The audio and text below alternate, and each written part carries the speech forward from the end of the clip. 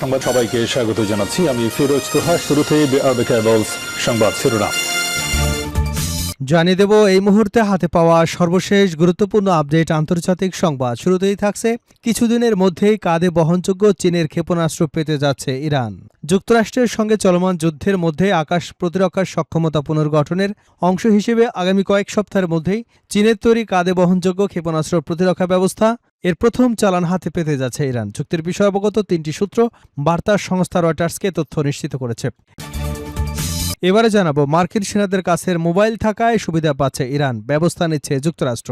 Cooper বলেন, আমাদের সেনাদের সেলফোন থেকে পাওয়া প্রতিক্রিয়া, ছবি, ফুটেজ উল্লেখ করে সাংবাদিকদের করা সংবাদ প্রতিবেদন বা অনলাইন পোস্ট দেখে রিয়েল টাইমে হামলার সাফল্য বা ব্যর্থতা দেখতে পারার সুবিধা ভোগ করছে ইরান।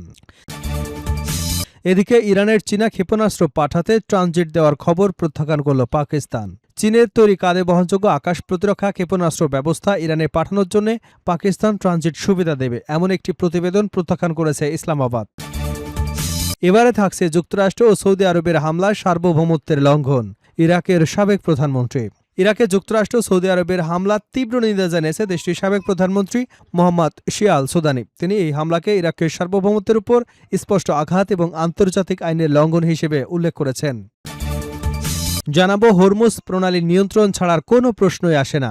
গত 2 সপ্তাহে যুক্তরাষ্ট্রের সঙ্গে কোনো ধরনের আলোচনার উদ্যোগ নেয়নি ইরান এবং হরমুজ প্রণালী নিয়ন্ত্রণও ছাড়বে না বলে সাফ জানিয়ে দিয়েছে দেশটির এক জ্যেষ্ঠ কর্মকর্তা। জর্ডানে যুক্তরাষ্ট্রের সামরিক ঘাঁটিতে নতুন দফা ক্ষেপণাস্ত্র হামলা শুরুর কয়েক ঘণ্টা আগে ইরানের রাষ্ট্র টেলিভিশনে দেওয়া এক সাক্ষাৎকারে তিনি এ মন্তব্য করেন। এবং সর্বশেষ জানাবো সৌদির বিভিন্ন অঞ্চলে ভারী বজ্রবৃষ্টি, আকস্মিক বন্যার সতর্কতা। সৌদি আরবের বিভিন্ন অঞ্চলে বুধবার মাঝারি থেকে ভারী বজ্রবৃষ্টি, শিলাবৃষ্টি এবং আকস্মিক বন্যার আশঙ্কার কথা জানিয়েছে দেশটির জাতীয় আবহাওয়া কেন্দ্র। এতক্ষণ শুনছিলেন সংবাদ শিরোনাম, এবার থাকছে পুরো সংবাদ। দর্শক, অনুরোধ থাকবে ভিডিওতে একটি লাইক দিন, কমেন্টস করে জানিয়ে দিন এই ভিডিওটি আপনি কোন জেলা থেকে দেখছেন এবং শুনছেন। কিছুদিনের মধ্যেই কাঁধে বহনযোগ্য চীনের ক্ষেপণাস্ত্র পেতে যাচ্ছে ইরান। যুক্তরাষ্ট্রের সঙ্গে চলমান যুদ্ধের মধ্যেই আকাশ প্রতিরক্ষার সক্ষমতা পুনর্গঠনের অংশ হিসেবে আগামী কয়েক সপ্তাহের মধ্যেই চীনে তৈরি কাঁধে বহনযোগ্য ক্ষেপণাস্ত্র প্রতিরক্ষা ব্যবস্থা man portable air defence system বা ম্যানপ্যাডস এর প্রথম চালান পেতে যাচ্ছে ইরান। চুক্তির বিষয়ে অবগত তিনটি সূত্র বার্তা সংস্থা রয়টার্সকে তথ্য জানিয়েছে। চুক্তির আওতায় 3000 থেকে 4000টি ম্যানপ্যাডস কেনা হবে। এর মধ্যে চীনের তৈরি QW-12 এবং FN-16 ক্ষেপণাস্ত্র ব্যবস্থা রয়েছে বলে সূত্রগুলো নিশ্চিত করেছে। তাদের দাবি, চুক্তিটি হংকং ভিত্তিক প্রতিষ্ঠান ঝংচিং বাওসাং ইন্টারন্যাশনাল ইনভেস্টমেন্টের মাধ্যমে সম্পন্ন হয়েছে। ইরানি পক্ষ বা চীনা সরবরাহকারীর মাধ্যমে মধ্যস্থতাকারীর ভূমিকা পালন করেছে প্রতিষ্ঠানটি। তবে চীনের পররাষ্ট্র মন্ত্রণালয় এসব তথ্য অস্বীকার করেছে।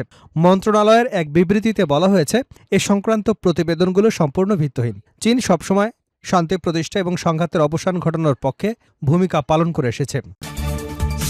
মার্কিন সেনাদের কাছে মোবাইল থাকায় সুবিধা পাচ্ছে ইরান, ব্যবস্থা নিচ্ছে যুক্তরাষ্ট্র।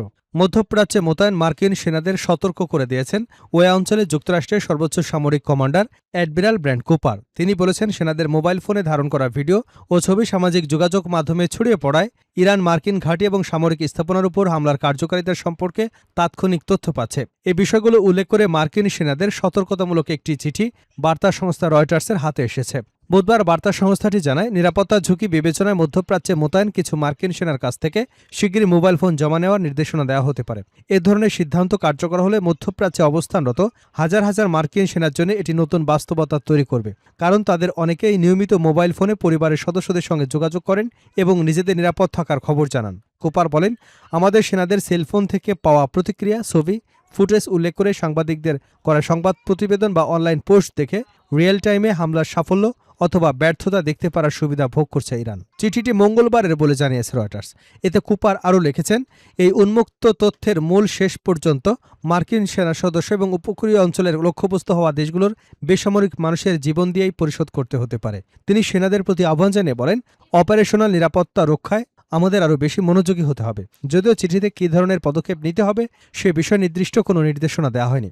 রয়টার্স বলেছে, এই সতর্ক বার্তা দেখিয়ে দেয় যে একদিকে যুদ্ধ সংক্রান্ত তথ্য দ্রুত প্রকাশের প্রবণতা এবং অন্যদিকে ইরানের হাতে কোনো তথ্য না পৌঁছানোর জন্য মার্কিন সামরিক বাহিনীর গোপনীয়তা বজায় রাখার প্রচেষ্টার মধ্যে টানাপোড়েন বেড়েছে। রয়টার্সকে দুটি সূত্র জানিয়েছে, ইরানের হামলায় ঘন ঘন লক্ষ্যবস্তু হওয়া জর্ডানের অবস্থানরত কিছু মার্কিন সেনাকে জানানো হয়েছে আগামী কয়েকদিনের মধ্যে তাদের মোবাইল ফোন জব্দ করা হবে। আরেকটি সূত্র জানায়, অপারেশনাল নিরাপত্তার স্বার্থে পুরো অঞ্চলে এমন ব্যবস্থা নেওয়ার বিষয়টি বিবেচনা করা হচ্ছে, তবে মোবাইল জব্দের সিদ্ধান্ত এখনও চূড়ান্ত হয়নি। ইরানে চীনা ক্ষেপণাস্ত্র পাঠাতে ট্রানজিট দেওয়ার খবর প্রত্যাখ্যান করল পাকিস্তান। চীনের তৈরি কাঁধে বহনযোগ্য আকাশ প্রতিরক্ষা ক্ষেপণাস্ত্র ব্যবস্থা ইরানে পাঠানোর জন্য পাকিস্তান ট্রানজিট সুবিধা দেবে এমন একটি প্রতিবেদন প্রত্যাখ্যান করেছে ইসলামাবাদ। খবর আনাদুল এজেন্সির। বুধবার পাকিস্তানের সামরিক বাহিনীর গণমাধ্যম শাখা ইন্টার সার্ভিসেস পাবলিক রিলেশনস আনাদুলুকে জানায়, এ ধরনের সব দাবি ভিত্তিহীন এবং সত্যের সঙ্গে কোনো সম্পর্ক নেই। আইএসপিআর বলেছে, এ ধরনের জল্পনা সম্পূর্ণভাবে প্রত্যাখ্যান করা হচ্ছে। এর আগে বুধবার রয়টার্সের এক প্রতিবেদনে বলা হয়েছিল, যুক্তরাষ্ট্রের সঙ্গে চলমান সংঘাতের মধ্যে নিজেদের প্রতিরক্ষা ব্যবস্থা পুনর্গঠনের লক্ষ্যে ইরান কয়েক সপ্তাহের মধ্যে চীনের তৈরি প্রায় 400টি কাঁধে বহনযোগ্য আকাশ প্রতিরক্ষা ব্যবস্থা পেতে পারে। প্রতিবেদনটিতে অজ্ঞাত সূত্রের বরাতে বলা হয়, প্রাথমিক চালানগুলো পশ্চিম চীনের উরুমচি থেকে আকাশ পথে পাঠিয়ে পাকিস্তানের ভূখণ্ড ব্যবহার করে ইরানে পৌঁছানোর পরিকল্পনা করা হয়েছে। তবে চালানগুলো পাকিস্তানের মধ্য দিয়ে আকাশ পথে নাকি স্থলপথে যাবে তা স্পষ্ট করা হয়নি। পাকিস্তান অবশ্য এ ধরনের কোনো পরিকল্পনার অস্তিত্ব অস্বীকার করেছে। দেশটির বাহিনী দাবি করেছে, চীনের অস্ত্র ইরানে যাবে কিনা তাও তারা জানে না। সেখানে পাকিস্তানের ভূখণ্ড ব্যবহারের প্রশ্নই আসে না। যুক্তরাষ্ট্র ও সৌদি আরবের হামলা সার্বভৌমত্বের লঙ্ঘন, ইরাকের সাবেক প্রধানমন্ত্রী।